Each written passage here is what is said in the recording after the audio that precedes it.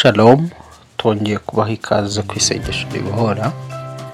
Nyuma y'iminsi iciyemo nk'ibiri tutaboneka cyangwa se itatu, turashima Imana yongeye kutugirira ubuntu kugira ngo tuboneke.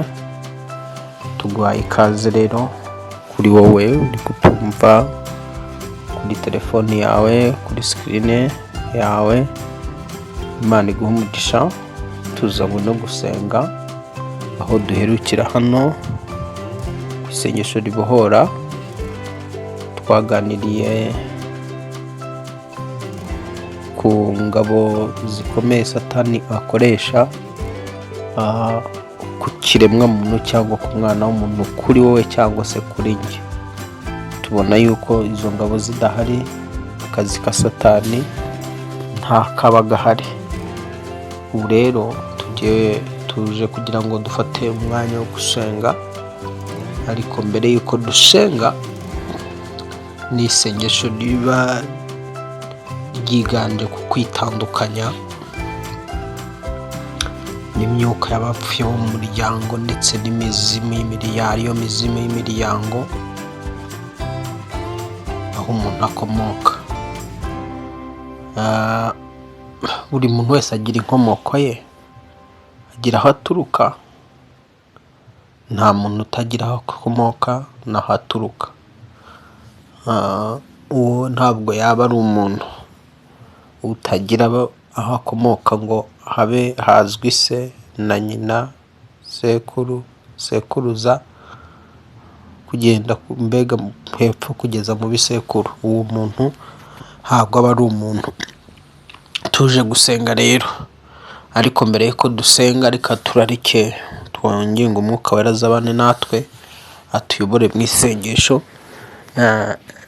rifite intego. Isengesho ryabasha gutuma wowe ubohoka nanjye mbohoka. Data, mu izina rya Yesu Kristo, Mana y'icyubahiro, Mana iganje mu ijuru no mu isi, amasaha nk'aya twongeye guhamagara ubuntu bwawe n'imbabazi zawe kugira ngo byiruruke kuri njye. Mwuka Wera ururuka kuri njye, tuyobore mu kuri kose, tuyobore mu ijambo ryawe, tuyobore muri iri sengesho. Izina rya Yesu Kristo, Umwana w'Imana ihoraho. Yesu Kristo, tuma Umwuka Wera fata umutima wanjye, fata ijwi ryanjye, fata akanwa kanjye. Mu izina rya Yesu Kristo, Umwana w'Imana nzima, ntaba ari njye usenga, ubwo Umwuka Wera asengere muri njye, ayobore n'abandi kandi yigishe benshi gusenga. Biciye muri iri sengesho urikoreremo ibitangaza, urikoreremo imirimo ihambaye, ndetse biciye no mu ijambo tugiye kuganiramo wihesha icyubahiro. Wavuze ko ntawe uza gukurikira uzigera ugendera mu mwijima na hato. Witeka turi imbere y'ubwiza bwawe, reka duhinduke umucyo n'isengesho riganze rihinduke umucyo mu buzima bw'uyu muntu, maze mwami abashe kubohoka. Urakoze kuri Imana, mba gusenga mu izina rya Yesu risumba amazina yose, amen. Nk'uko rero twababwiye, intambara zacu turwana nazo ni intambara z'umwuka, si intambara z'umubiri. Ni intambara Pawulo yaravuze ngo nubwo tugenda twambaye umubiri w'umuntu, ntiturwana mu buryo bw'umuntu. Ngo ndetse n'intwaro z'intambara yacu ntabwo ari nk'iz'abantu, ngo ahubwo imbere y'Imana zigira ububasha bwo gusenya ibihome no kubikubita hasi. Dukubita hasi impaka z'ikintu cyose kishyire hejuru kurwanya Imana, tukakigomororera Kristo. Dufata mbere ibitekerezo by'umuntu. Reka mbanze ngusomere iryo jambo uryumve neza. Ni ijambo riboneka mu iryo jambo mvuze twaribona mu Bakorino igice cyaho cya 10 n'umurongo waho wa 3. Abakorino igice cyaho cya 10 n'umurongo waho wa 3 niho iryo jambo twaribona. Reka rero dusome iryo jambo hanyuma tubone gukomeza. Tubone gukomeza. Na Abakorino ba kabiri igice cya 10 n'umurongo waho wa 3. Abakorino ba kabiri igice cya 10 n'umurongo waho wa 3 handitse ngo, nubwo tugenda dufite umubiri w'umuntu, ntiturwana mu buryo bw'abantu. Ninde ugenda afite umubiri w'umuntu? Urimo uravugwa ngo nubwo tugenda dufite umubiri w'umuntu, ninde ugenda wambaye umubiri w'umuntu? Ni wowe w'umwuka, wowe w'umwuka, njye w'umwuka, ngenda nambaye umubiri w'umuntu. Impamvu biraba ngo nubwo tugenda twambaye umubiri w'umuntu, nuko imibiri itandukanye. Hari umubiri w'inyamaswa, hari umubiri w'igisiga, hari umubiri w'udusimba cyangwa udukoko. Ni ukuvuga ngo rero umuntu udafite umubiri ntabwo aba ari umuntu. Kugira ngo ube umuntu nuko ugomba kuba ufite umubiri. So iyo turwana rero, si imibiri irwana, harwana wowe imbere, harwana wowe w'umwuka. Wowe w'umwuka ukarwana n'ibindi biremwa by'umwuka. Ibiremwa by'umwuka rero tuvuga twarabisobanuye, ni imizimu n'amajini n'abadayimoni, aribo bamarayika b'umwijima. Rero twasobanuye yuko mu ntambara z'umwuka Satani akoresha imizimu cyane y'imiryango, kuko imizimu ni imyuka y'abantu yahoze hano ku isi, ariko igifite noneho rero abo ku isi basigaye ku isi barayiterekerera, barayambaza, bakazajya bayisenga. Iyo niyo ihinduka imizimu. Kimwe n'umuntu wapfuye agapfira mu byaha, iyo yamanutse ikuzimu ahinduka umuzimu. Impamvu nyine yitwa imizimu, ni umuntu, nawe urabyumva, ni umuntu ubikuzimu. Kuzimu, uwamanutse ikuzimu wese ahinduka umuzimu ako kanya. So ni ukuvuga ngo rero izi twasobanuye ko imizimu ari izo ngabo zikomeye Satani akoresha.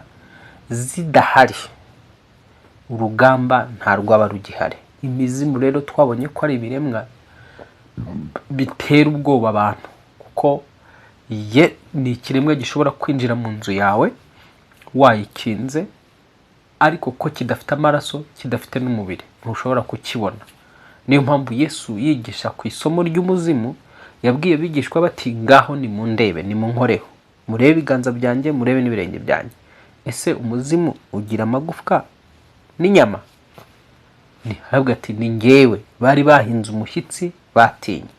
Noneho sasa sobanukirwa ko umuzimu rero ubasha kwinjira mu nzu yawe ukakwataka, ukaguteza uburwayi, ukaguteza krize, ukaguteza ubukene, ukaguteza ingeso mbi, wakwinjiramo ukaguteza ibyaha, ukaguteza irari ry'inzoga, ukaba umusinzi, ukasinda uzi ko ari wowe usinda, kandi ari umuzimu unywera muri wowe. Ugasambana uzi ko ari wowe usambana, kumva ari umuzimu usambanira muri wowe, gukoresha ibyo ngibyo. Rero isengesho tugiye gukora ni isengesho risenya ibyo biremwa, ni isengesho ryirukana iyo mizimu, ryitandukanya n'imizimu y'imiryango. Umvise rero iby'iri jambo dukomeje tugasoma, rirakomeza rikavuga ngo kuko intwaro z'intambara yacu atari iz'abantu. Ntabwo intwaro z'intambara yacu ari za zindi zigaragara. Oya, Pawulo yavuze intwaro z'Imana izo arizo. Avuga ko ari agakiza, ari ukwizera, ari ugukiranuka, ari ubutumwa bwiza, ari ugusengesha umwuka iteka, ndetse n'ijambo ry'Imana. Izo nizo ntwaro dukoresha mu isi y'umwuka. Iyo udafite ijambo muri wowe ukaba nta jambo, imizimu ntabwo apfa kuyitsinda. Muri wowe nta gakiza k'Imana ufite, ariko ingofero, ntabwo watsinda imyuka mibi, ntabwo watsinda imizimu. Muri wowe nta mwuka w'Imana ukurimo, muri wowe udasenga, muri wowe ubaye uri umuntu udakiranuka, utizera, ntabwo ushobora gutsinda imyuka mibi. Kugira ngo rero utsinde imyuka mibi gusaba kugira ngo mufite izo ntwaro zose tubuze. So rero dukomeze dusenge, bambe dusome iri jambo. Hepfo yazo ngo nubwo tugenda dufite umubiri w'umuntu, ntabwo turwana mu buryo bw'abantu, kuko n'intwaro z'intambara yacu atari iz'abantu, ahubwo imbere y'Imana zigira imbaraga zo gusenya ibihome no kubikubita hasi. Ubumbise za ntwaro mu isi y'umwuka zisenya ibihome imizimu barashyizeho. Niba imbere yawe imizimu yarubatse ibihome, ikubaka ibisiga ikavuga ngo ntuzacana, ntuzashaka, ntuzarongorwa, izi ntwaro tuvuze ariyo ntwaro yo gukiranuka, intwaro y'agakiza, intwaro y'ijambo ry'Imana. Izo ntwaro iyo uzifite uzibitseho, usenya ibyo bihomo kubaka, usenya ibyo bihomo ugashaka. So petese kirihoria. Reka ngusomere izo ntwaro mbere yuko dukomeza kugira ngo wumve twinjire mu mavuta meza yo gusenga amaze gusobanukirwa ibyizi ntwaro. Ni ngombwa rero kugomba kuba wibitse intwaro z'Imana. Nta ntwaro z'Imana. Efeso mu gice cyaho cya 6 niho tugiye kureba icyo izo ntwaro Bibiliya ivuga. Efeso igice cyaho cya 6, Efeso igice cyaho cya 6, duhere ku murongo wa 14 handitse ngo muhagarare mushikamye. Reka duhere ku murongo wa 13. Haravuga ngo nuko mutwara intwaro zose z'Imana. Biragusaba kugira ngo ube ufite intwaro z'Imana, kandi impamvu kugira ngo ugire intwaro z'Imana ni ukugira ngo ubashe guhagarara ngo ku munsi, kugira ngo ubashe gukomera ku munsi mubi, kandi urangije byose ubashe guhagarara udatsinzwe. Wa munsi mubi wo Satani yakugabaho ibitero, uw'abarozi bagugabaho ibitero, uw'imizimu yakugabaho ibitero, Imana irakubwira ngo ambara, twara intwaro zose z'Imana kugira ngo ubashe gukomera ku munsi mubi, wa munsi wisanzemo w'urugamba, wa munsi wisanze wagabweho ibitero. Uravuga ngo biragusaba kugira ngo rero niba udafite intwaro z'Imana wowe ntabwo uzabasha gukomera, kandi niba nanone udafite imbaraga intwaro z'Imana ushobora gutsindwa muri uwo munsi. Niyo mpamvu ijambo rero rivuga ngo muhagarare mushikamye. Icyambere rero ugomba kuba ufite agakiza gashikamye muri wowe, uri umunyakuri. Ijambo rivuze ngo muhagarare mushikamye, mukenyeye ukuri. Intwaro ya mbere ni ukuri, ugomba kuba umunyakuri, kandi muri wowe ukaba ufite n'ijambo rya Kristo ndetse n'ukuri ari we Kristo. Kuba umunyakuri mu byo uvuga, kuba umunyakuri mu byo ugambirira, kuba umunyakuri mu byo ukora. Wambaye gukiranuka nk'icyuma gikingira igituza. Urasabwa gukiranuka iminsi yose. 3, ukwezi inkweta ari bwo butumwa bwiza bw'amahoro bukwiteguza. Ugomba kuri wowe, muri wowe wuzuye ubutumwa bwiza kandi wumva ubutumwa bwiza. Uko ugenda wumva ubutumwa bwiza niko ubutumwa bwiza bwinjira muri wowe bugahinduka inkweto uba wambaye. Dukomeze dusome ngo mukwezi inkweta ari zo butumwa bwiza bw'amahoro bubiteguza, ngo kandi kigeretse kuri byose mutware kwizera nk'ingabo, ariko muzashoboza kuzimisha imyambi ya wa mubi yose yaka umuriro. Kwizera, kutwara kwizera. Urangije byose urasabwa kwizera. Kwizera niko kuzimya imyambi, niko kwazimya umwambi w'ubukene, niko kwazimya umwambi w'ibyaha, niko kwazimya umwambi wa krize, niko kwazimya umwambi w'igitero cyakugabwaho gishaka kugusenyera umuryango cyangwa gishaka kugusenyera relationship. Kwizera niko kubasha guhagarika ibyo. Kwizera niko kubasha guhagarika uburwayi, mwambi w'uburwayi Satani yakurasa. Kwizera ko ni ngombwa kuko niko konyine kubasha kugukingira ibyo byose. Twakomeza rero tugasoma, akavuga ngo mwakira agakiza kab'ingofero, mutware inkota y'umwuka ryo jambo ry'Imana. Urumva igihe cyose turi mu ntambara z'umwuka, izi ntwaro zose tuvuze tubonye ko ari izo kwidefanda, ariko iyo dushaka gusubiza natwe tukarasa. Ni ukuvuga ngo tubonye ko mu ntwaro z'Imana habamo intwaro z'ubwirinzi, ariko hakabamo n'intwaro dukoresha natwe tugaba ibitero. Tukohereza amakombora, tukohereza za mesile tukazirekura. None rero iyi mesile turekura cyangwa se intwaro zisubiza aduwe, jambo rivuze ngo mutware inkota ari ryo jambo ry'Imana. Bivuga ngo ijambo ry'Imana mu isi y'umwuka turikoresha tugira gute? Natwe tugaba ibitero cyangwa natwe dusubiza abanzi bacu igihe baba baturashe. Ni ijambo ry'Imana, inkota ari ryo jambo ry'Imana. Bepfo akavuga ngo musengeshe umwuka iteka mu buryo bwose bwo gusenga no kwinginga.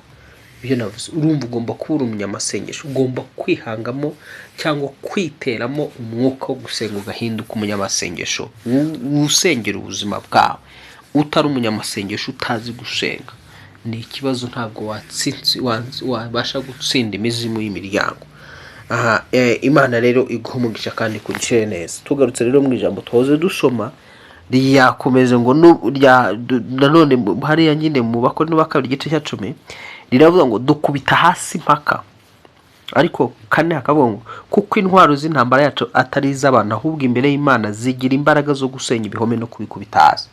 Izi ntwaro dusomye, igihe uzibitseho ubasha gusenya ibihome by'ubukene, ubasha gukubita hasi impaka zose za kiruzi na gipfumu na gikonikoni zikugirwa cyangwa ugishwa, ukavuga ngo ndatera imbere, abarozi bakavuga ngo ntawazagera. Izo mpaka tuzikubita hasi dukoresheje izi ntwaro z'umwuka. Ngo twakomeza rero akavuga ngo dukubita hasi impaka n'ikintu cyose cyishyiriye hejuru kurwanya kumenya Imana. Biba mu isi y'umwuka dufite ubushobozi bwo gukubita impaka n'ikintu cyose cyishyiriye hejuru kurwanya ubuzima bwawe, cyishyiriye hejuru kurwanya umugambi w'Imana. Reka rero twinjire mu mwanya mwiza wo gusenga. Mwanya mwiza wo gusenga, ni ngombwa ko Data wa twese aguha intwaro. Ibaze igihugu kibaye kidafite intwaro kiratsindwa mu rugamba, kikubitwa nabi cyane. Uko niko bigenda iyo uri umukristo utibitseho intwaro, mizimira kwataka ikagukubita ikakwangiza. Kandi gukubita ku mizimu ni amakirize, ni ubukene, ni indwara, ni icyangiro, ni igisuzuguriro, ni uko nguko, ni rimwe na rimwe ni ibyaha bya hato na hato.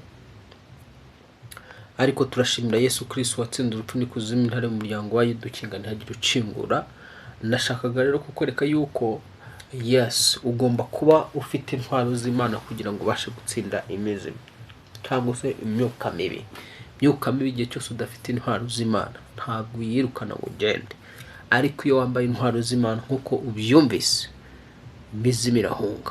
Rero tangira rero, tegura umutima wawe, tegure n'ubwenge bwawe, bishyire hamwe, hanyuma uhindize mu mwuka wo gusenga. Mbere yuko dusenga nanone, ariko ndagira ngo dusome iri jambo ry'Imana nanone tugiye gusengeramo. Reka dusome iri jambo ry'Imana nshaka ko dusengeramo, hanyuma umwuka wera aratuyobora kandi turasenga koko. Ni ijambo riboneka mu Bakora ba kabiri 5, Bakora ba kabiri igice cya 5, duhere ku murongo waho wa 6. Handitse ngo nicyo gituma dukomera umutima iteka kandi tukamenya yuko iyo turi iwacu mu mubiri tuba dutuye kure y'umwami wacu. Mubiri nge nawe iyo turi mu mubiri, Satani we aturebera mu maraso yo mu mubiri, akurebera mu nkomoko zaho turuka, akareba akavuga ngo uyu ni mwene nde wa Rwanda. Niba ukomokamwa baraterekere bakabandwa bakaraguza, akakureberera muri iyo shusho, akumva rero ko ufite ubutware bwo kuba yazamura cyangwa yategeka sogokuru wawe, akamubwira ngo zamuka, so wawe, sekuruza wawe cyangwa nyogokuruza wawe, akaba yabategeka, akabavuga ati mugende mutuzanire kariya gahungu. Ibyo tubabwira ni ukuri, ntabwo ari ibinyoma. Dusengera abantu rimwe na rimwe imizimu ikabavugiramo. Waba urimo urasenga, urimo urakubita umuzimu ugasakuza, ugatangira kuvuga uti ni runaka na runaka, ikavugira mu muntu. Noneho bishoboka ko umubiri w'umuntu ushobora kwigabanya, abazimu bakawugabana, bakawigabiza bakawugabana. Ugasanga hari abicaye mu mazuru, hari abicaye mu isura, ugasanga hari abicaye mu nda, ugasanga hari abicaye mu bitugu, abandi bicaye muri sexe, mbe ugasanga umubiri wawe wose barawigaruriye. Abazimu barawigaruriye, kuko na Yesu yaravuze ngo daimoni ivuye mu muntu izerera ishakisha uburuhukiro ikabura, ngo ariko ikibwira ngo uwasubira muri yanzu nahozemo. Ndagira nkubwire ngo umurimo wo gusenga ukitandukanya n'imizimu bisaba kugira ngo n'ubundi uhore update wibereye maso, uko n'ubundi nyuma yo kuyirukana ikava ku buzima bwawe igenda izerera ishaka uburuhukiro ikabura, ikavuga ngo reka ngaruke kuri wowe. Iyo kugarutseho igasanga mu mutima wawe wasubiye mu byaha, mu mutima wawe nta mbaraga zo gusenga zirimo, umutima wawe wuzuye amaganya, wuzuye kwiheba, ibihe byo gusenga byakubanye bike, ihita igenda igahamagara iyindi irindwi ikaza ikinjira muri wowe. Iyo yinjiye muri wowe rero yicara mu mubiri, biterwa na misiyo yahawe. Niba umuzimu wabwiye ngo runaka ntazashake, wicara muri sexe, wamara kwicara muri sexe ukicara no mu isura kugira ngo agire icyangiro ku bantu, ku wakagombye kumukunda ngo bubakane. Umuzimu ni gukora, wicara mu isura ukicara no muri sexe. Mpamvu wicara muri sexe ni uko udashaka ko hari umuntu w'umugabo cyangwa w'umugore wowe uzashaka. Ufata sexe ugafata no mu isura. Isura impamvu yo kugira ngo umuzimu ufate mu isura ubugambire kugira ngo kwambike icyangiro utagaragara, utagira ugukunda. Iyo ari umuzimu wahawe misiyo kugira ngo ntuzabyare, ubwo uba wicaye muri nyababyeyi, uragenda ugacurika nyababyeyi. Ubwo abo bose ibyo byose ndi kuvuga, amasengesho ni byiza gusenga, ariko mbere y'ibindi byose ni byiza kubanza kunyura muri deliverance. Ibyo iyo ndi kuvuga, iyo uzi ko wariye ku ntonorano, iyo uzi ko wagiye mu bapfumu, iyo uzi ko wavukiye mu miryango iterekera nawe ubibona nawe ukarya ku byaterekerewe, iyo uzi kugenda n'indasago, iyo uzi kugenda n'ibintu bitandukanye, mbere y'ibindi byose ni uko ugomba guca muri deliverance. So dukomeza rero, umuzimu iyo wahawe kubwirwa ngo ntazatunga icyo azakora cyose cyangwa agira ukuboko kubi, ubwo iyo mizimu iragenda ikicara mu maboko yawe. Iyo yabwiwe kugira ngo kugire ikimuga, ubwo nyine biterwa n'ubumuga bapanze ubwo bagomba kuguhereza. Rero isengesho tugiye gukora ni isengesho ryitandukanye. Numvise ko ijambo rirabuze hano, turimo turasoma iby'ijambo, hanyuma duhite twinjira mu mwuka mwiza wo gusenga. Ijambo ryarivuze ngo nicyo gituma dukomera umutima iteka, kandi tukamenya yuko iyo turi iwacu mu mubiri tuba dutuye kure y'umwami wacu. Urumva rero nibyo nasobanuraga mvuga ngo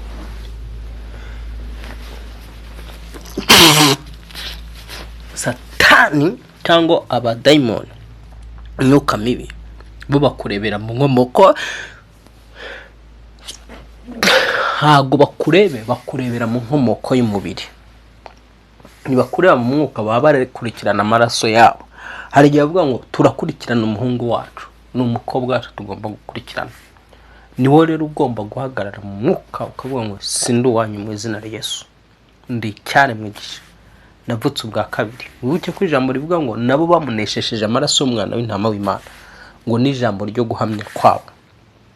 Gutsinda imizimu bigendana no kuba waramaze kwizera umwami Yesu Kristo, ukamwinjiza mu bugingo bwawe, kwihana ibyaha, ukagira za ntwaro zose, ukaba uri umuntu uharanira gutunga za ntwaro zose twavuze. Gatatu, noneho mu gusenga kwawe ukaba uri umuntu ubasha guhamya nyine, ngo ni ijambo ryo guhamya kwabo. Ijambo ryo guhamya kwawe rero ni iryo ngiryo, no kuvugana n'iyo mizimu ukavuga ngo ntacyo mpfana namwe. So tegura umutima rero dusenge, ntabwo nshaka gutinda cyane. Vuga uti mu izina rya Yesu Kristo risumba amazina yose, izina nahawe gukirizwamo. Uwiteka nciye bugufi munsi y'ibirenge byawe, ndi umunyabyaha wemera ibyaha, sinabasha kwikiza ibyaha byose nkora cyangwa se nakoze. Sabye imbabazi imbere y'Imana ihoraho, ninginga Data twese umuremyi w'ijuru n'isi, kugira ngo amaraso yongere kweza umutima wanjye, amaraso yawe Yesu Kristo yuhagira ubugingo bwanjye, amaraso yawe Yesu Kristo ankureho urubanza rw'ibyaha n'ibicumuro, amaraso yawe Yesu Kristo asibe gukiranirwa kwanjye kose mu izina rya Yesu Kristo. Muri gukiranirwa kose, gutishwa mu bitekerezo, gutishwa mu marangamutima, kunyuzwa mu bushake, mu myumvire, mu mitekerereze, Yesu Kristo guhanaguze amaraso yawe kunshireho ibyo ndegwa byose mu isi y'umwuka, ibirego byose ndegwa mu isi y'umwuka. Yesu Kristo amaraso yawe bisibe, wishyizeho ibyaha byanjye n'ibicumuro byanjye, ucumitirwa ibyaha byanjye, upfira ibyaha byanjye, kugira ngo mbashe kubaho nambaye gukiranuka kwawe Yesu Kristo. Niyo mpamvu nsabye kugira ngo abashaho nkaya ibyaha byanjye bitwikirwe n'ibicumuro byanjye bishireho, kuko handitswe yuko hahirwa ababariwe ibyaha byabo, ibicumuro byabo bigatwikirwa. Uwiteka kubw'imbabazi z'umwami Yesu Kristo, ndagusaba kugira ngo ibyaha byanjye bitwikirwe kandi bihanagurwe, n'ibicumuro byose bihanagurwe byimva mu izina rya Yesu Kristo Nazareti, bambwa agapfa kazuka. Yesu nsabye imbabazi z'ibyo data na mama n'ibisekuru 5 by'ibyo bakoze, amaraso yawe ampanagureho urubanza rwabo n'ibyaha byabo muri iyi saha. Buri gukiranirwa kose na buri gucumura kose kwaranze umuryango mvukamo, kwaranze amaraso naturutsemo, ngusaba imbabazi kugira ngo guhanagurwe ku buzima bwanjye. Izina rya Yesu Kristo wapfuye akazuka, urakoze Yesu Kristo.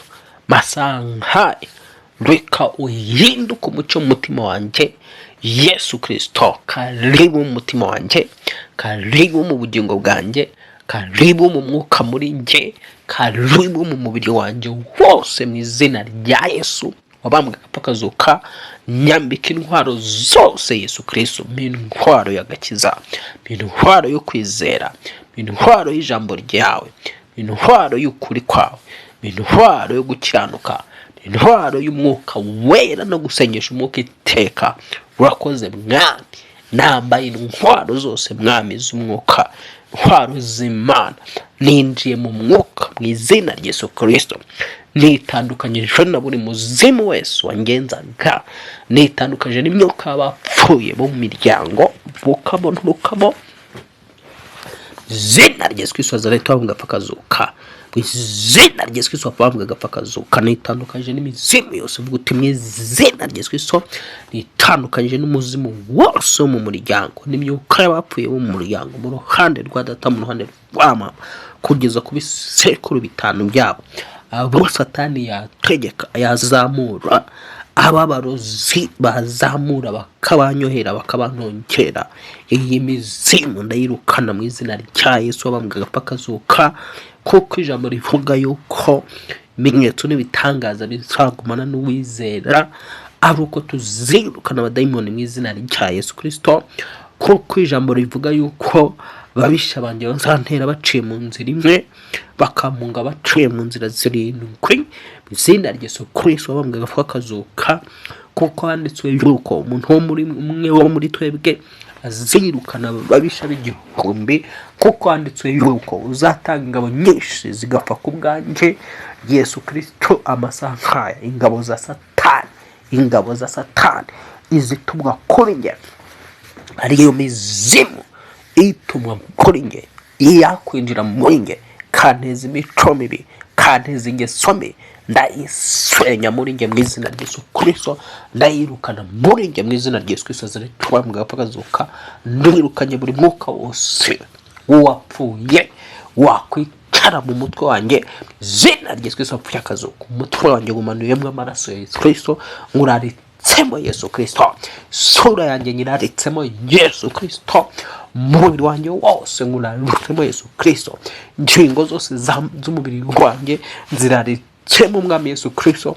Nzirukanyemo buri mwuka wose washaka kuzikontorora no kuzinjiramo, izina rya Yesu Kristo wapfuye akazuka. Yesu Kristo kwino ganze umubiri wanjye, kwino ganze ingingo zanjye, kwino ganze imyumvire yanjye, amarangamutima yanjye n'ubushake bwanjye, mu izina rya Yesu wapfuye akazuka.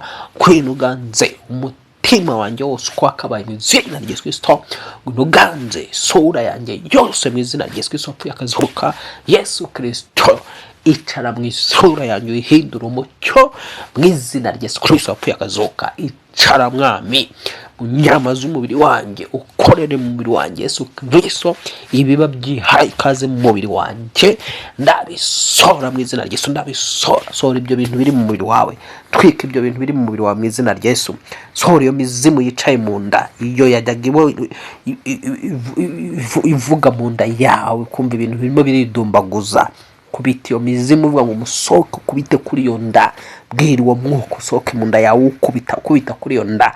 Niba ari umutwe mu gihorihori kumva ari ufite ikibazo, fata muri icyo gihorihori, bwira uwo muzimu ngo sohoka mu gihorihori cyanjye mu izina rya Yesu. Niba ari mu gutwi, fata mu gutwi, bwira uwo muzimu uti sohoka mu gutwi kwanjye mu izina rya Yesu Kristo.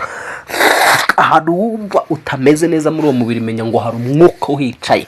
Niba ari mu mbavu, vugana n'uwo mwuka usohoke muri iyo mbavu mu izina rya Yesu Kristo. Niba ari mu gifu, vugana n'uwo mwuka usohoke muri icyo gifu kwa jina la Yesu.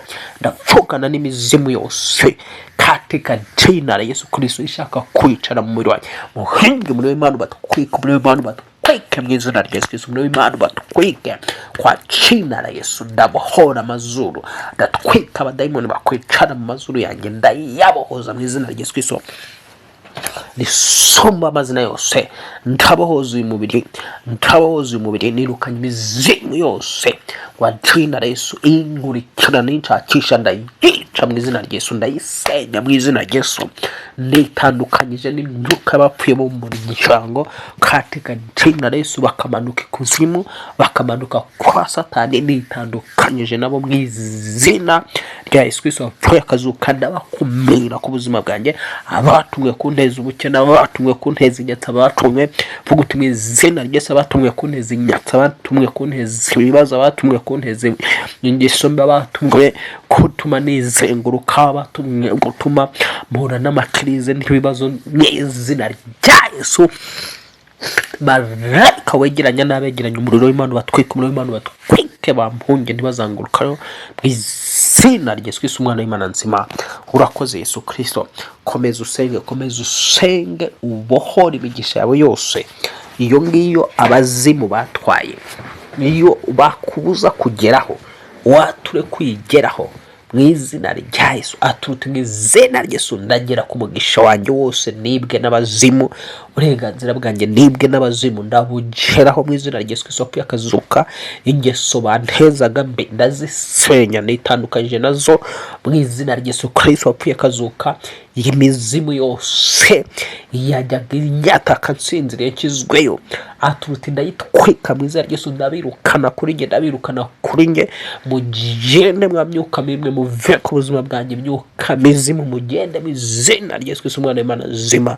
Nitandukanyije na buri sezerano ryose ryampuzaga n'imizimu yo mu miryango mu izina rya Yesu Kristo. Isezerano ryo kurya inyama z'intonorano, isezerano ryo gucibwa indasago, isezerano ryo gutekerera abadayimoni, isezerano ryo gutura abazimu, tetandukanye naryo mu izina rya Yesu Kristo. Vuga uti mu izina rya Yesu, buri sezerano ryose ry'abazimu ryahaga uburenganzira abazimu bo miryango, imyuka bapfuye mu muryango kugenda, ndarisenya mu izina rya Yesu. Nitandukanyije naryo mu mbaraga y'amaraso Yesu Kristo. Ndatura ngo ndi mu isezerano ry'amaraso Yesu Kristo, ryakomejwe n'amaraso Yesu Kristo, ari ryo sezerano ryo gucungurwa k'ubugingo bwanjye, nanjye ubwanjye bwite kwa jina la Yesu. Ndacunguwe mu izina rya Yesu. Hacunguwe impano zanjye zose abazimu bari barafatiriye. Hari impano zari zikurimo abazimu bari baricariye, bazirekure mu izina rya Yesu Kristo, bazirekure mu izina rya Yesu Kristo. Iyo mpano yo gucuruza, iyo mpano yo kujya inama, izo mpano nawe wizimo zakagombye kugufasha. Ndavuga simvuga impano z'umwuka wera, ndavuga impano zagufasha kuba muri ubuzima bwa hano mu isi, nko gucuruza n'ikindi cyose wizimo wabasha gukora hano mu isi ukabaho. Icyo ni impano yaguhaye cyihariye. Imbaraga rero zabashije kuzimya izo mpano zawe zagutunga, ndatwika izo mbaraga mu izina rya Yesu. Zirekure izo mpano zawe, zirekure mu izina rya Yesu, zirekure imizimu nirekure inyenyeri yawe, inyenyeri zawe zazimye ndatura ngo zongere kwaka, izibwe zigaruke, iz'imizimu yatwaye zigaruke mu izina rya Yesu Kristo wa Nazareti. Urakoze mwami kuri Imana ibohoye abantu bawe. Reka bari bafite indwara zikomoka ku mizimu katika Jenaso, ndategeka mwa mizimu mwe, mwebwe mwazanye indwara muri uyu mugore, mwebwe mwazanye indwara muri uyu musore, muri uyu mugabo, ndabategeka musokane indwara zanyu muri uyu muntu kwa jina la Yesu. Fire! Ndatura ngo umuriro w'Imana utwike buri ndwara yose na buri kibazo cyose cyaterwaga n'umuzimu mu mubiri wawe, gisokane n'uwo muzimu katika jina la Yesu. Nkwatuye igisubizo kivuye ku mwami Yesu Kristo, nkwatuye kubohorwa kuzanwa n'amaraso Yesu Kristo kwa jina la Yesu Kristo wapfuye akazuka. Wowe wakurikiranaga nohereje umuriro w'Imana, ntumye umuriro w'Imana kukuzenguruka mu izina rya Yesu, ntumye umuriro w'Imana isumba byose, umuriro ufite amaso, umuriro ugenda, umuriro ufite amaguru, gusanya ahuri twika imizimu yose yari kubangamiye, imizimu yose yari kurimo, yari yicaye ku mutwe, yari yicaye mu nda, mu bitugo, yari yicaye muri uwo mubiri, soka mwa mizimu mu izina rya Yesu. Musakuze muve muri mugore, musakuze muve muri mugabo mu izina rya Yesu Kristo. Ndabategeka mu itegeko nahawe muri Kristo Yesu, mu mbaraga umwami Yesu Kristo yanteretsemo, ndabategeka muve muri abantu, muve muri abantu, sakongoka byana indwara zawe. Ndategeka sida wateretse muri uyu muntu isoke muri we, ndategeka kanseri, hypertension, umuvuduko bisoke muri uyu muntu mu izina rya Yesu Kristo. Ndagutegeka wowe udashaka kuyarongorwa, soka muri warongorwe kwa Jenaso. Wowe utera ubugomba, wamuteye ubugomba ufungura ubyaro kugira ngo atabyara, wicaye muri nyababyeyi, ndavugana nawe wicaye muri nyababyeyi uyu mugore udashaka kubyara, soka muri nyababyeyi be, sawa muzimu we katika Jenaso. Yewe wamukurambere wicaye muri nyababyeyi, soka muri nyababyeyi mu izina rya Yesu Kristo. Rekura uyu muntu abona akazi mu izina rya Yesu, rekura aka kazi kwa jina la Yesu Kristo, rekura uyu muhamagaro kwa jina la Yesu. Mwa mizimu mwe ndatura ngo marayika w'isumba byose Uwiteka tuma marayika wawe yegeranye imizimu yaba yose, buri muntu wese wumva iri sengesho kwa jina la Yesu, marayika bo hiyo mizimu ayikubitire kure y'uyu muntu, umuntu abohoke, utezwa ubusambanyi, utezwa kwikinisha n'imizimu, utezwa ubusinzi n'imizimu, utezwa amahane n'imizimu, uteza kubeshywa akabeshya kubera umuzimu wabo murimo umuteza kubeshya. Yemwe mwa mizimu musakuze muve muri aba bantu kwa Jenaso. Umuriro w'Imana batwike, umuriro w'Imana batwike. Nawe komeza usenge wange iyo mizimu, komeza usenge wiyatureho kugomba kubohoka, wiyatureho kuri umwana w'Imana, wiyatureho yuko ijambo rivuga yuko Uwiteka azatanga ingabo nyinshi zigapfa ku bwawe. Reka abo bazimu bapfe ku bwawe mu izina rya Yesu, batandukane nawe, baguhonge mu izina rya Yesu Kristo usumba amazina yose. Urakoze mwami kubohoye abantu, urakoze ko ugiriye abantu neza, kandi ko muri iri sengesho hari abantu bahaye urubyaro, hari abantu bahaye akazi, hari abantu bohoye ku ndwara z'imizimu n'indwara z'imiryango, hari abantu wubakiye urugo. Yewe muzimu washaka gusenya urugo rw'uyu mugore, ndakuvuma mu izina rya Yesu Kristo. Reka uru rugo rwongere gutekana, uyu mugore wongere gukundwa n'umugabo we mu izina rya Yesu. Umugabo n'umugore bongere guhuza kwa Jenaso. Iyi fiançailles yari yasenyutse katika Jenaso, reka ongere kubaho mu izina rya Yesu Kristo. Ibyari byasengwe n'umuzimu ndatura ngo birubatswe kuri aba bantu bawe mwami, ibyari byibwe kuri aba bantu bawe mwami, kuri buri wese uri hano kuri iki gicaniro cy'isengesho riwora, ndatura ngo icyo aribwa kigaruke ku buzima bwe mu izina rya Yesu Kristo watsinze urupfu n'ikuzimu. Kandi nanjye ndatura ngo ibyanjye byose bize muri iri joro, mu izina rya Yesu, bize muri uyu munsi, mu izina rya Yesu, bize muri uku kwezi, mu izina rya Yesu usumba amazina yose. Iby'aba bantu nabyo bize byose mwami, igisha ya buri wese warunkurikiranye, reka imusigereho mu mbaraga y'amaraso Yesu Kristo dusabye twizeye, amen, amen, amen. Imana iguhe umugisha, kanda subscribe niba bwari ubwa mbere, kugira ngo niba utaha utazadushaka ukatubura. Kandi nawe wakoze subscribe, icyo usabwa ni ugukora share ugasangiza abandi iri sengesho. Imana amahoro iguhe umugisha, kandi Imana amahoro ikugire neza. Shalom, nakagaruka ku isengesho riwora official.